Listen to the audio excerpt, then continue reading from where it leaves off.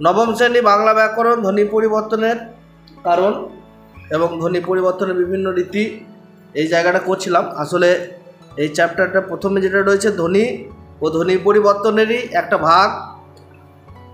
গত দিনের ক্লাসে আমরা স্বরাগম, স্বরাগম, স্বরলোপ এগুলো সম্পর্কে জেনেছি। আজকে দুটো জানবো, অপিনিহিতি এবং অভিশ্রুতি। আর পেন্সিল থাকে ডাক্তার দিও, একদম সহজে কিন্তু এটা আমরা বুঝে নেব। বেশ, যেমন দেখো এই অপিনিহিতিটা বলি, অপি শব্দের অর্থ হচ্ছে পূর্বে, আর নিহিত মানে হচ্ছে স্থাপন। তাহলে অপিনিহিতি সবসময় আগে কোনো কিছু বসবে। তাহলে অপিনিহিতি ভেঙে ভেঙে মানেটা আমরা কি পেলাম? অপি মানে হচ্ছে আগে, নিহিত মানে হচ্ছে স্থাপন, মানে আগে কিছু ঢুকে যাবে। বেশ, কোনো একটা শব্দ রয়েছে, যেমন ধরো এখানে শব্দের স্বরধ্বনিকে তার নিজের জায়গা থেকে আগে নিয়ে স্থাপন করাকে ব্যাকরণে অপিনিহিতি নাম দেওয়া হয়েছে। তাহলে শব্দের মধ্যে যেটা স্বরধ্বনি থাকে তার নিজের যে জায়গায় সেটা রয়েছে, সেই জায়গাটাকে তাকে সরিয়ে দেব, নিয়ে আগে নিয়ে চলে আসব। যেমন বাংলা শব্দের হ্রস্বই এবং হ্রস্ব ধ্বনিকে যথাস্থানে উচ্চারণ না করে আগেই উচ্চারণ করার প্রবণতা। মানে যে জায়গায় হ্রস্বই এবং হ্রস্ব উচ্চারণ হওয়ার কথা সেখানে উচ্চারণ না হয়ে আগেই উচ্চারণ করে দিই। যেমন ভালো করে দেখো, আমরা যদি বই দেওয়া রয়েছে, আমার খাতার ব্যবহার করার প্রয়োজন নাই। এ দেখো আজি, এই যে আজি, তুমি ভালো করে এখানে যদি দেখো, এই আজি যদি ভাঙি আ, তারপরে বর্গীয় জ, তারপরে এই যে হ্রস্বই আকার রয়েছে, এই হ্রস্বইটা শেষে লাগলো।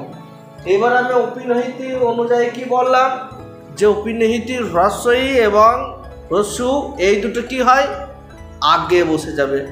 এবারে এই যে হ্রস্বই রয়েছে এখানে আজির, সেইটাই কি হলো, দেখো আইজ হয়ে গেল।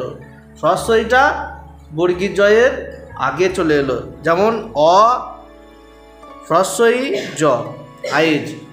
যেমন এখানে রাখিয়াটা হয়ে গেল রাইখা, রাখিয়াটা হয়ে গেল রাইখা, বুঝতে পেরেছিস? রাতিটা হয়ে গেল রাইট, মানে এখানে হ্রস্বই যেটা দেওয়া রয়েছে সেটা কিন্তু আগে হ্রস্বইটা চলে এলো, বুঝতে পেরেছিস? এই জিনিসগুলো কিন্তু এটা হ্রস্বই ক্ষেত্রে, হ্রস্বই আর হ্রস্ব উ, যেটা অল্প উ যেটা আমরা উচ্চারণ করি, যেমন সাধু, এইটাও একই। এই দেখো সাধু, স আ ধ উ, হ্রস্ব উ আর কি। তাহলে এই যে উ বা হর্ষ, এইটা আমরা কিন্তু আগে নিয়ে আসবো। দেখো এখানে সবার শেষে দেওয়া রয়েছে হর্ষটা, এইটাই আমরা কি করব, আগে চলে আসবে। দেখো এই যে এই সাধুটা হয়ে গেল সাউদ, সাধুটা কি হয়ে গেল, সাউদ, স আ উ ধ, সাউদ। এইগুলোই হচ্ছে অপিনিহিতি। তাহলে অপি মানে হচ্ছে পূর্বে, নিহিতি মানে নিহিত মানে হচ্ছে অবস্থান। তার মানে কিছু স্বরধ্বনি যেগুলো রয়েছে সেগুলো তার যেটা অরিজিনাল অবস্থান ঠিক তার আগে কিন্তু আমরা উচ্চারণ করে ফেলি। এরকম আছে, এরকম আরও অনেক কিছু রয়েছে। তাহলে শব্দের মধ্যে হ্রস্বই হ্রস্ব থাকলে সেই হ্রস্বই বা হ্রস্বকে আগে থেকে উচ্চারণ করে ফেলার রীতিকেই অপিনিহিতি বলে। এইগুলো কিন্তু মুখস্থ রাখবে, তোমাদের পরীক্ষায় কিন্তু আসতে পারে, খুব ইম্পর্ট্যান্ট। কাকে বলে বলে অবশ্যই করো, কিন্তু নিজের ভাষায় নয়, বইয়ের ভাষায় লিখবে।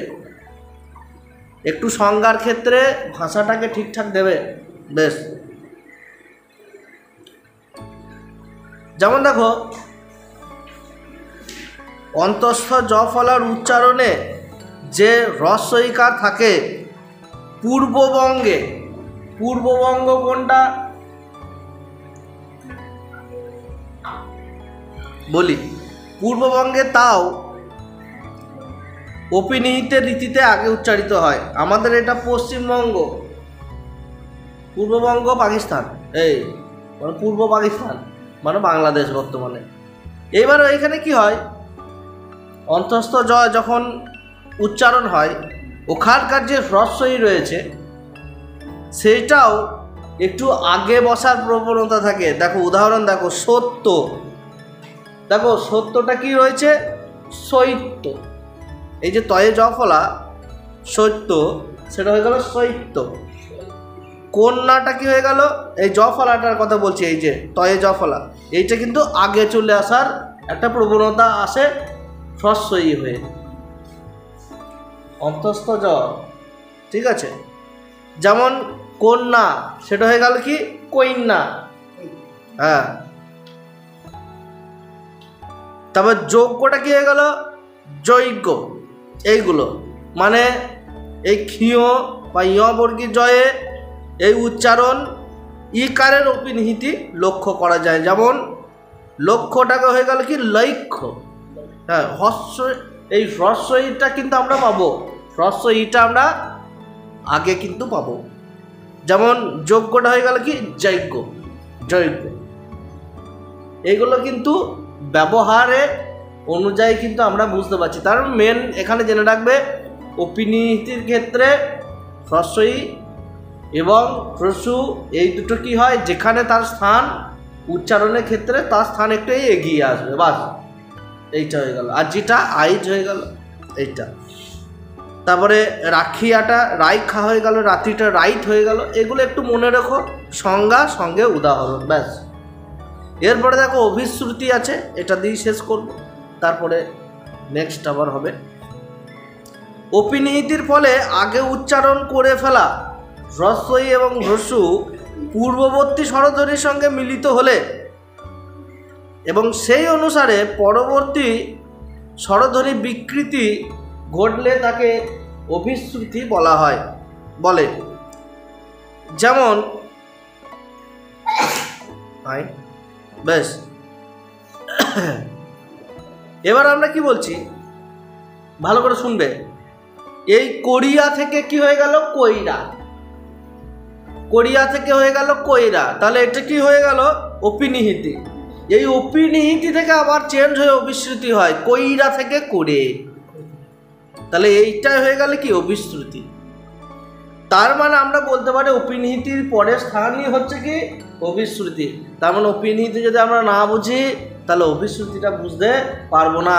আমরা ক্লাস এখন 9-এ রয়েছি, তার পরের স্টেপই হচ্ছে ক্লাস 10। তাহলে ক্লাস 9-এ যদি না পড়ি, 10-এর পড়াগুলো যেমন একটু বুঝতে অসুবিধা হবে, সেই রকমই এখানেও অপিনিহিতিটাকে বানাতে হবে, তারপরে অভিশ্রুতি আপনা আপনিই কিন্তু চলে যাবে। যেমন দেখো, হ্যাঁ, ছালিয়া, শোনো রে, মন দিয়ে শুনবে, ছালিয়া থেকে ছাইলা, এইটা কিন্তু হয়ে গেল অপিনিহিতি। এই ছাইলা থেকে হয়ে গেল কি ছেলে, এই ছেলেটা হয়ে গেল কি অভিশ্রুতি। হ্যাঁ, এবারে মাছুয়া থেকে মাউছা থেকে মেছো, এই কন্যা থেকে কইনা, এই কইনাটা কি অপিনিহিতি।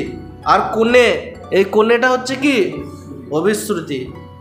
চারি থেকে চার থেকে চার, তার মানে বুঝতে পারছো এই যে আমরা চার বলি 1 2 3 4, এই চারটা কোথা থেকে এসছে, চারি থেকে বলি না আমরা, চারি পদ ঘটিত দোষ।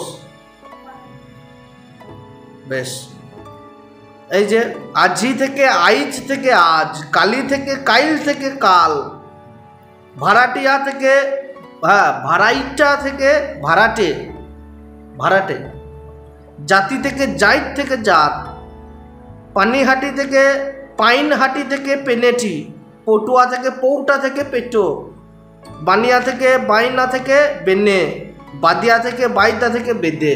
তার মানে এই জায়গাগুলো কিন্তু আমরা বুঝতে হবে। তার মানে প্রথমে কি, প্রথমে যে মেন শব্দ রয়েছে তারপরেই আমাদের কি তৈরি হচ্ছে অপিনিহিতি।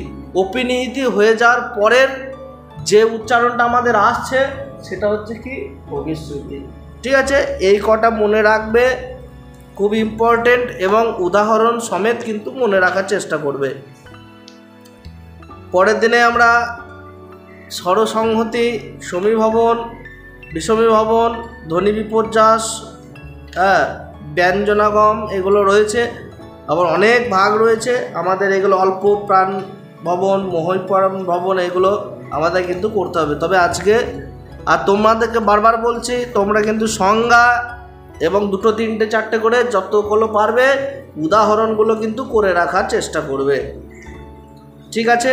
আর তোমরা যদি চ্যানেলে নতুন হও অবশ্যই চ্যানেলটিকে সাবস্ক্রাইব করবে, এবং বুঝতে অসুবিধা হলে কমেন্ট করো, অবশ্যই অফলাইনে যারা রয়েছে জিজ্ঞেস করবে। চলো ভিডিওটা এখানে শেষ করছি। জয় হিন্দ, বন্দে মাতরম।